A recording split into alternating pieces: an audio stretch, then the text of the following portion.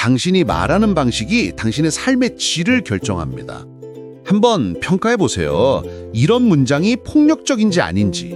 예를 들어 엄마가 아이에게 이렇게 말하는 거죠. 얘야, 이번에 성적이 너무 안 좋아서 엄마가 정말 속상해. 여러분은 이 말이 폭력적이라고 생각하세요? 많은 사람들이 이건 폭력적이지 않아. 부드러운 말인데 이게 왜 폭력이야? 우리 엄마가 이렇게 말하면 난 정말 행복할 거야 라고 말하죠. 아닙니다. 이건 폭력적인 대화입니다. 왜 그럴까요? 아이의 성적이 좋고 나쁜 것과 당신이 속상한 것 사이에 필연적인 관계가 있을까요?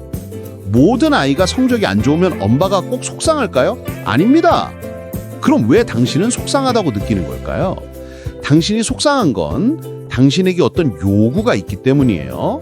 당신은 아이가 성적이 잘 나오길 바라는 거죠. 당신의 그 요구가 충족되지 않았기 때문에 속상하다고 느끼는 겁니다. 그런데 네 성적이 안 좋아서 엄마가 너무 속상해 라고 말할 때 당신은 그 책임을 전적으로 아이에게 전가하는 겁니다. 물론 이런 소통 방식이 단기적으로는 효과적일 수 있어요. 아이가 속상해서 울고 엄마를 실망시켰다고 생각해서 열심히 공부할 수도 있죠. 하지만 잘 보세요. 아이가 이때 열심히 공부하더라도 그는 공부를 위한 공부를 하는 게 아닙니다. 엄마가 실망하지 않게 하기 위해서 공부하는 거죠. 그는 공부 자체의 즐거움을 전혀 느끼지 못합니다. 그래서 이런 협박, 책임, 회피, 비교, 그리고 도덕적 판단 방식이 우리 일상생활 곳곳에 넘쳐납니다. 우리가 깊이 생각하지 않고 무심코 말을 하면 쉽게 다른 사람에게 폭력적인 대화로 상처를 줄 수 있습니다. 그럼 이제 비폭력 대화를 배워볼까요? 비폭력 대화 방식으로 세상의 모든 일을 어떻게 해결할 수 있을까요? 예를 들어 남편이 매일 밤 11시 반이 넘어서 술에 취해 집에 돌아오는 경우가 있다고 해봅시다. 이때 아내는 분명히 화가 나겠죠. 우리가 평소에 소통하는 방식대로라면 아내는 이렇게 말할 겁니다.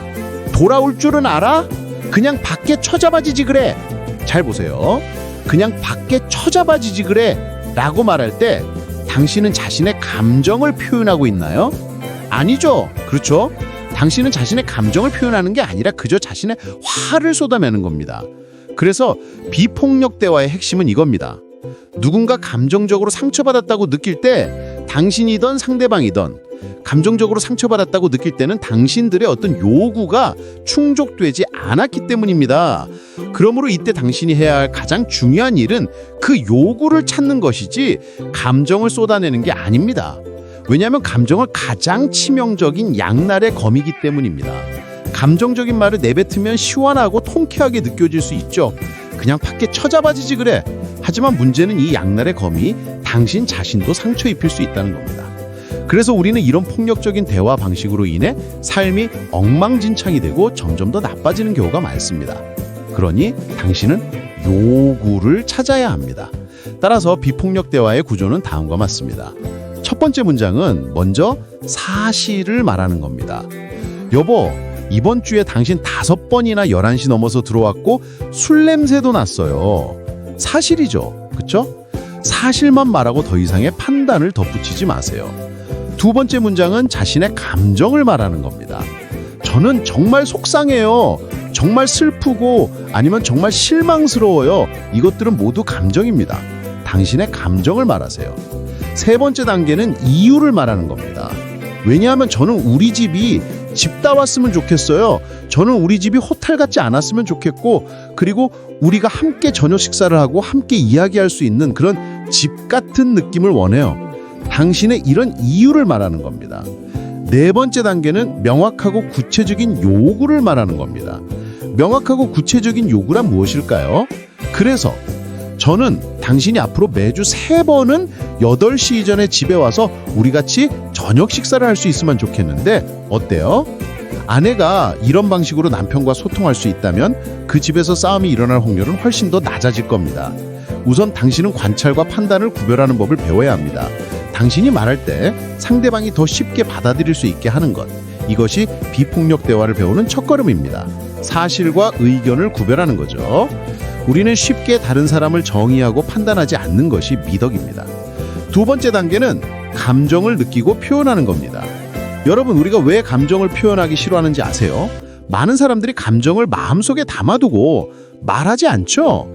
사실 가장 중요한 이유는 우리가 어렸을 때부터 너무 많은 감정을 무신앙했기 때문입니다.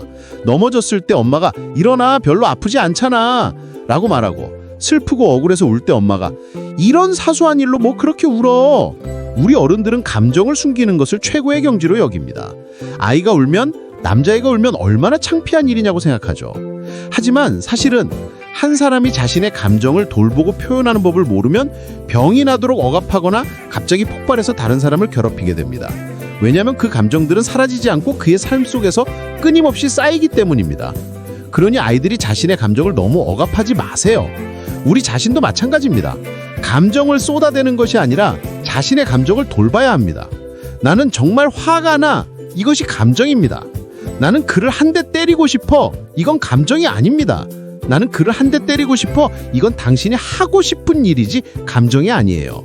당신은 자신의 감정을 찾아야 합니다. 당신의 감정은 나는 너를 보자마자 화가 머리끝까지 나. 이것이 감정입니다. 예를 들어, 여보, 당신 이번 주 8번이나 11시 넘어서 들어왔는데 저는 정말 속상해요. 아니면 정말 외로워요. 이것이 감정입니다. 저는 당신이 우리 집을 전혀 돌보지 않는다고 생각해요. 저는 당신이 우리 집을 호텔이라고 생각해요. 이 두 문장을 말할 때 이것은 상처를 의미합니다. 왜냐하면 여기에 판단이 가득 찼기 때문입니다. 하지만 당신이 정말 속상해요라고 말할 때 상대방은 당신을 배려할 겁니다. 왜냐하면 이것은 당신의 감정이기 때문이죠. 비폭력 대화는 결코 당신이 참고 인내하라고 가르치는 것이 아닙니다. 모든 것을 참으면서 남을 위해서 아무 말도 하지 말라는 게 아닙니다. 당신은 당신의 분노를 표현할 수 있고 이 문제를 아주 명확하게 해결할 수 있습니다. 하지만 당신은 쉽게 말로 남을 상처 입히지 않을 겁니다. 왜냐하면 남을 상처 입히는 것은 이 문제를 해결하는데 아무런 도움이 되지 않으며 오히려 당신의 삶을 더욱 엉망진창으로 만들 뿐입니다. 그럼 다시 한번 정리해 볼까요? 첫 번째 단계는 관찰, 즉 사실이죠. 그리고 당신의 감정을 말하세요. 나는 속상해, 나는 슬퍼, 나는 행복해. 이런 감정들 말이죠. 그리고 당신의 요구를 말하세요. 왜냐하면 나는 무엇을 얻고 싶기 때문이야.